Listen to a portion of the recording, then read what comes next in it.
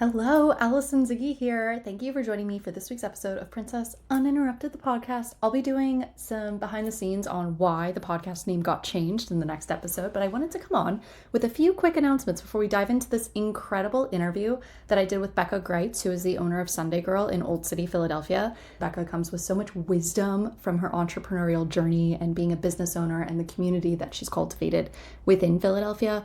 But also we have an event coming up in Philly. It is a fall manifestation journal party where if you can come in person, we're going to be journaling, we're going to have all kinds of sparkly gel pens, and we're going to be doing a meditation, setting intentions, and calling in fresh, incredible, dream life, aligned energy for the season of fall. Allison Ziggy planners are now available. The fall winter planner was just released. It's the most beautiful product that I've ever created. I'm so excited for you to get your hands on it. I'm going to include links to the event and the planner in the show notes. If you go to the Philly Calendar Club page on Instagram, there's a contest where you can actually win a free ticket to the event. If you are in Philadelphia, we would love to see you in person. I hope you love this episode as much as I loved recording it, and I can't wait to see you. Today is a monumental episode because we are on location in the hottest coffee shop, cafe, community that Old City has to offer. I am sitting with the founder, creator,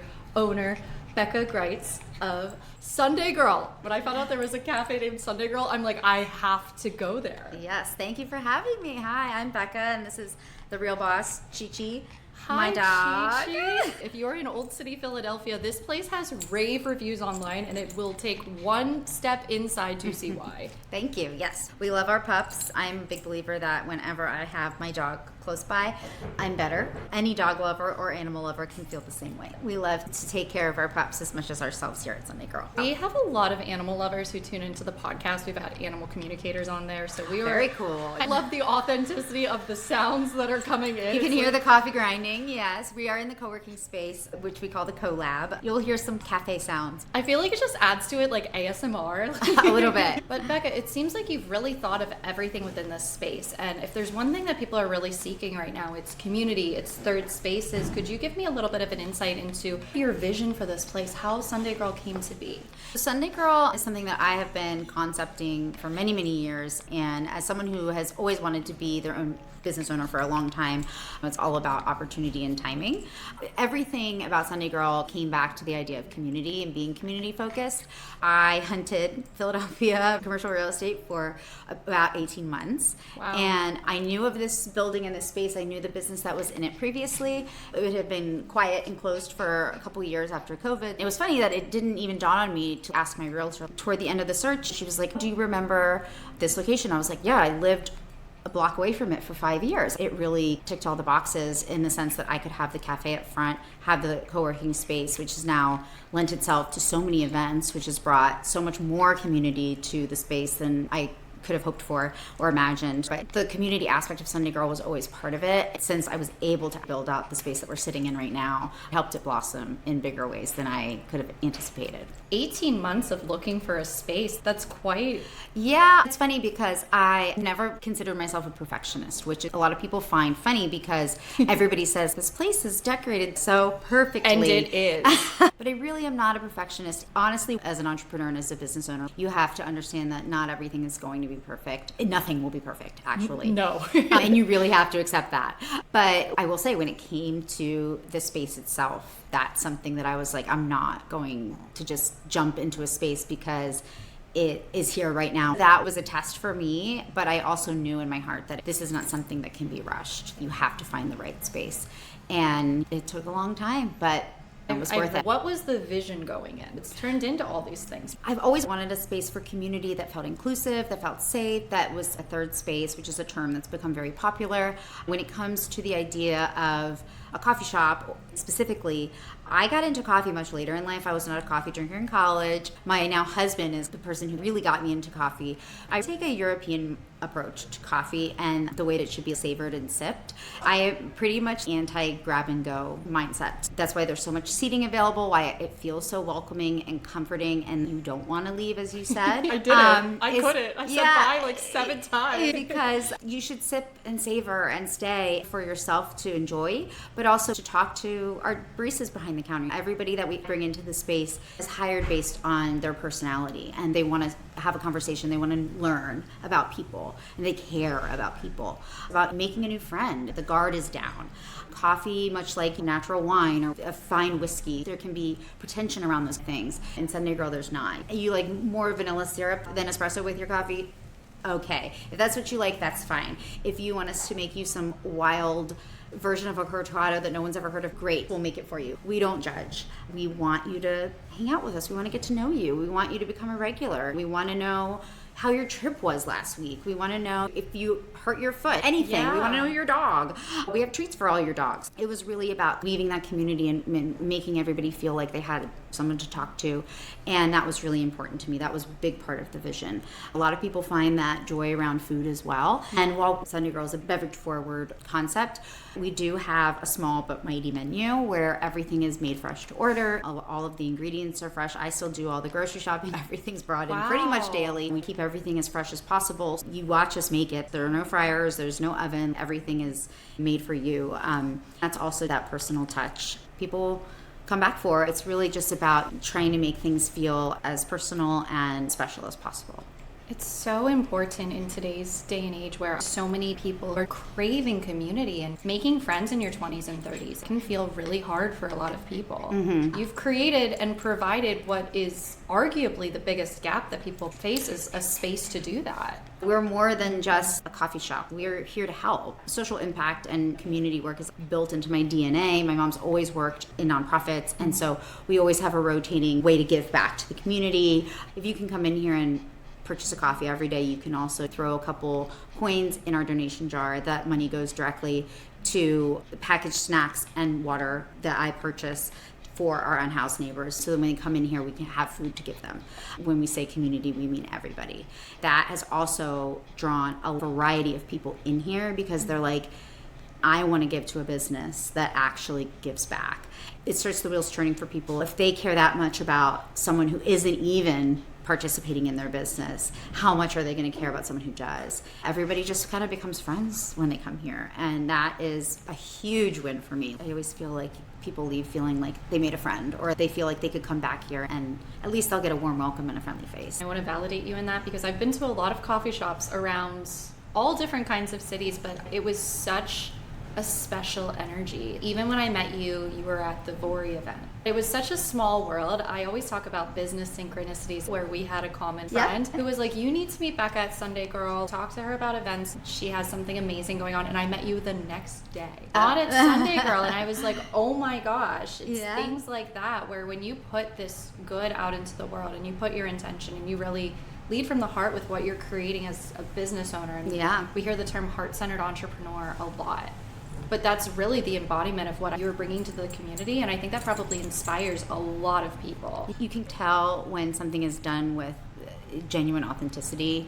When people comment on the decor and everything, I always say, being silly, what's the inside of my brain on the outside of my body? It's basically my heart on the table, because it is really the embodiment of what I wanted for the space. I've always dreamt big and in color and been a bright and big personality. Sometimes that frightens people. Sometimes that's intimidating. All of my heroes in life have always been like that. And they've always been that big, bright, bold personality. And I've always found such inspiration in not being quiet.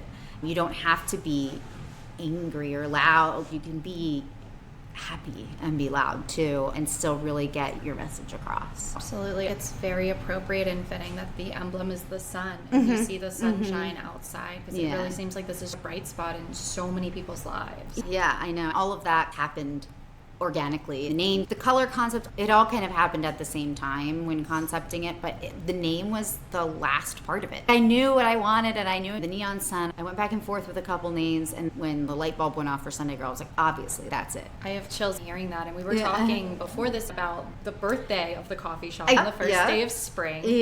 Sunday Girl. Authenticity breeds more authenticity. Through you being true to your vision, keeping with your heart and putting this out there, so many of those little details that's small or insignificant, those were what really drew me in. People pick up on more of those details than I would think. I am detail oriented, especially when it comes to the creative side of the business and the marketing side of the business. Some details just came so naturally I didn't even realize it. Everything is as intentional as I could possibly make it. It's my first business and it's a dream come true for me.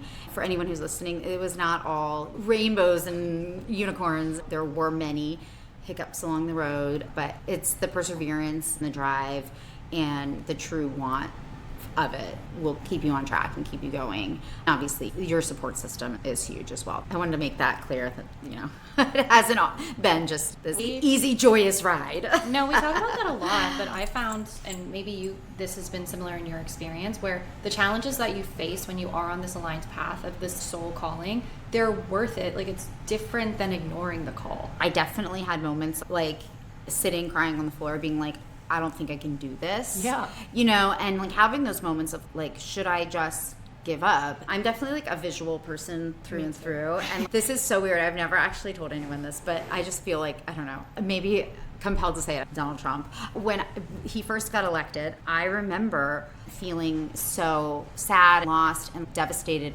And whenever I would look through my phone at photos before he was, like myself and my friends or whatever, before he was elected, I was like, oh my God, that photo of me was before I felt this way. And I would like look at myself at a time and I was like, what I would give to be back at that day and not have to feel this.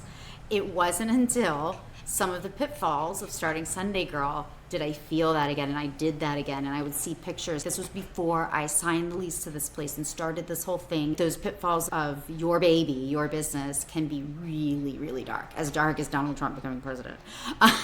So it's just to say, we're all still here. You do get yourself up, and you do come out the other side, and your support system, your therapist, your dog are all there for you. You just got to keep going because you have the will to try, right? I had a really good conversation with a patron the other day, how being okay to fail. Absolutely. Weren't we talking about that too? Like, probably. Yeah, it's like prerequisite to success. The idea of, well, I'm scared to open Sunday Girl because what if I have to close it? And it's like, well, you're not going to live forever, so you will have to close it. But the idea of what if it's a success, the first idea is what if it fails? And the idea that failure is not okay. We're trained to think that way, which is like very, it's okay, buddy. I know, we don't like it. Failure's hard. Yeah, I know. It's just so interesting how much your perspective changes when you decide to go for it and you accept those pitfalls, you accept those dark times, but you push through them to get out to the other side. And you know what? You're going to fail at a lot of things, even through your success. Correct. I've always said fail fast, fail often. You try things. We've tried several things here, like different promotions or whatever. If they don't work, okay, great. We know they don't work. We're not going to do them anymore. But you got to try it. It's crazy, but it's a ride worth taking if you really authentically want to take it. Absolutely. Number one, that feeling, regardless of what's triggering that externally, that sense of collective pain. Yeah. A lot of times you're feeling that because there is something that you can do to kind of make a difference in other people's lives. And through your contribution, through what you've created for the community, you've provided people with a space where they might not have felt that safety. That's what community is, supporting one another, lifting each other up, and being there through the good moments. But I look back on my challenges as a business owner, and the moments that really stick out to me are the ways that I've been able to receive love through the darkness and through the challenges. They're crucial. It's what makes the success worthwhile, because then you have people to share it with. We have this vision sometimes, like it's just going to go this way, it's going to look like what we think it's going to look like. But that's a muted experience when you have the full range of the highs and the lows. Yeah. It's a good way to put it. And I like what you had shared as well about, okay, well, I'm not going to live forever, so at some point this will close. Yeah. But if you stretch out the picture and take a step back, the pain of not going for it is so much more substantial, the highs and the lows. If you're just dealing with the pain of not doing it, that's just one-dimensional. The idea of just never having done it, and then you get to a point in life, this is morbid, but like you're on your deathbed or whatever, and you're thinking about maybe you've had a perfectly wonderful life, but you just never did the one thing. And it's a huge thing. Like opening your own business is a huge thing, and it's not easy or accessible to everyone. The level of privilege that comes with being able to do that, and I'm very aware of that. But just the idea like that I did have, like for myself personally, I did have this opportunity to sign this lease in this perfect space. I had saved enough money that I could see this through. And had I just not done it because I was scared, what I have ever forgiven myself for not trying. And that is a bigger fear than failing for me. It was a really big step. You're never ready. That was something we talked about. No. You know, people were like, how did you know you were ready? You'll never be I'm not ready now. We've been here for a year and a half. You're never ready. This dream was placed on your heart, but it's positively impacted so many other people's dreams as well. From all of the local artists whose products you share out front to the communities who actually meet here in this co-op space. What has that experience been? That's been wonderful. I love nothing more than when Sunday Girl's a full house and you just see people smiling and laughing, meeting one another for the first time, re-meeting each other. All of that stuff just fills my heart. We just finished the mural on the step in the front with Lily Razzie, who's a local muralist and artist, and she had a great time drawing it, mapping it out, and then when she was actually physically painting it, so many people from the neighborhood would stop and be like, oh my God, this is so cute, and so excited to watch it come to fruition. You can't please everybody, but for the most part, it's just been constant positivity. I think that has been the good reinforcement for me, for the people that work here, for the neighborhood. This building was just nothing for a couple of years because the business had closed because of COVID, and then it was just empty. So there's liveliness now on this little corner. And not only that, it's bright and it's pink and it's yellow and it's pretty girly pop, but everybody's I'm obsessed with it. We get plenty of male customers and they all have a great time. We are not anti-man by any stretch of the imagination. Everyone is welcome. We have brought in so many different groups of different realms, you know, like whether it's the LGBT community, whether it's different crafting communities. A lot of crafting groups have popped up in the city and they love to work back here. We've done things with First Friday, with the Old City galleries. That's been really fun and it brought out a lot of different people and different ways that people can come together and connect. Tomorrow we have a free women's therapy session. It's just about creating boundaries but breaking generational traumas, mostly around like female mother-daughter behaviors. The girl who's leading it is amazing. Her name's Ava. She came to me and was like, I really like, this has been something that she's been working on with a lot of her patients and she just thinks it would benefit a lot of women, so she wanted to do it as a free thing and it filled up like that. So we're really happy to host things like that really better people's lives, not just as a happy afternoon, but also like truly make a very serious impact. I've had interest from very unique niche groups within the LGBT community who have told me that they have not felt safe asking other places if they could host meetups, but they feel safe coming here. That is a huge honor to me because I want everyone to feel that they can come here and be treated like everyone else. In my yoga training, we learned you can never say this is 100% safe. That just doesn't exist. But I want to be as close to that as possible for everybody. And it's just grown like that. And I'm very proud of the fact that people have been able to benefit from it personally, professionally. A lot of people have met people, whether through co-working or just at the front. That's been great too. They've been able to work together or forge new businesses together, all that good stuff. When you actually sit down and take a minute to enjoy your cup of coffee, the possibilities are endless. Absolutely. I hope that someone listening to this, whether you're in Philly or not, whether you're a business owner or not, something that everyone who's listening to this and watching this episode can take away is becoming more conscious of that process, of how you're starting your morning and the approachability. Yeah. There's something to be said for the ritual of a morning. And I understand that having that insular ritual can be really special to some people. But it doesn't just have to happen in the morning. Just putting yourself out there for 30 minutes a day, your lunch break, whether you choose it to be in the morning, whatever. If you try it, start doing it once a week, then maybe twice a week. You'll be amazed at when you open up, what opens up to you. It's about finding the space you feel comfortable to do that in. And that is why I really wanted Sunday Girl to become that space for any walk of life here in Philly. Through my experience, through the Google reviews that I was looking through, and just the common thing that everyone kept sharing was just the community and how safe they did feel here, and how like they can bring their dogs, and just the way that it does brighten people's days. Just through being in this space, it's so clear that while you brought this to life, this is your vision, this is something that you shared, like this is so much bigger than just you. It's like, wild. I know.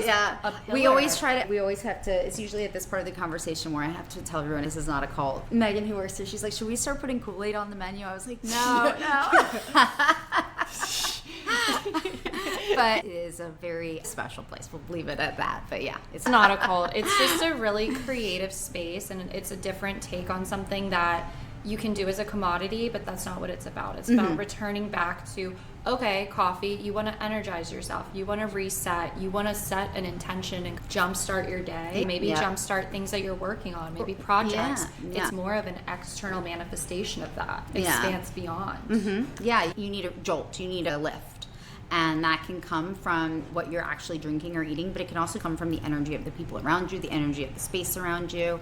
We do a lot of aura readings. Interlight is a Philly company that does the aura readings. They do them back here. We've been doing that for over a year here. They come every couple months, and they always say that the energy in this space is the best for the readings. Typically when they do pop-ups, they'll be in a shop, but they'll have a corner, and here they have their own room. She always says it's so much better for the guest who's having the reading done, but also for them to do the reading. She's always, it's just the energy in this entire space is always so good and feels so yummy. And I'm like, well, great. We just love that when they come, because they're wonderful. The patrons that they come out and show us like their picture, and they're always so beautiful. And yeah, it's really, really cool. You have to come to one. I will be there. Yeah, have you ever had your aura read? I did it once in Sedona. Oh, I had a crazy experience. I bet. My friends and I were on the Red Rocks in Sedona the day before we did our aura readings, and there was this crazy trippy moment where like she was glowing green and I was glowing blue, and the next day we got our auras right, and mine was blue and hers was green, and we were like, what? It's wild. I only had it done once, but I had it done with my husband. They were at the market, and so we just, they had an opening. We just literally slotted in. I hadn't even heard of it before. This was years ago. Now they come here all the time, and Brindley, the girl who usually is here to do the readings, she was like, I've always wanted to do yours, just pop in. So she did one for me, and when she read it, I was like, whoa, it was so spot on for me. I had a lot of yellows. I was gonna guess yellow. And a little, like some pinks and red. Like it was very cool. But what everything meant and how she read it back to me, I was like, wow, that is eerily spot on. So yeah, very cool. It's so funny. Every time I put together an outline for the podcast, the flow just comes through because there's a common word of the energy that is cultivated and created here. Yeah. And I'll let you share. Joy. Yes. The word joy, yes.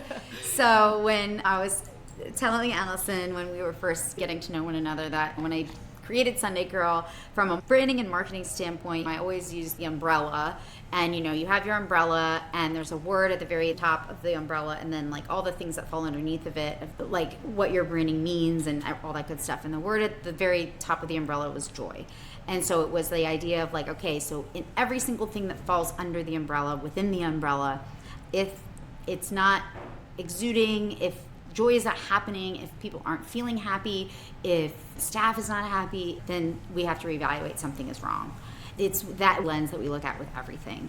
We lead with joy. That is why we don't hold customers to a purchase. If you just want to come in here and talk and do a little work, that's fine. You don't have to buy anything. If this place relieves you of any stress or anxiety just because you feel like a little weight lifted because you're out of your apartment and your apartment gives you anxiety, your roommate gives you anxiety, whatever, just come. It's okay.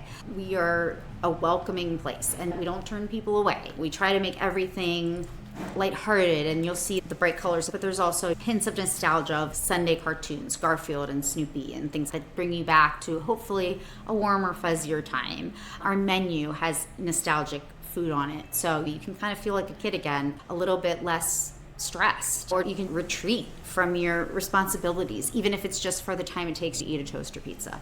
It's just a little bit of a reprieve. People are moving to Philadelphia. It's the hottest we're a thing ball on of the East honey Coast. and they're all ants. I don't know, but yeah, there's a lot of new people here, and we have a lot of new construction buildings in the area, so we get new people here that are like, oh, I just moved here. So a lot of people are finding Sunday Girl as one of their first coffee shops or first places to come to.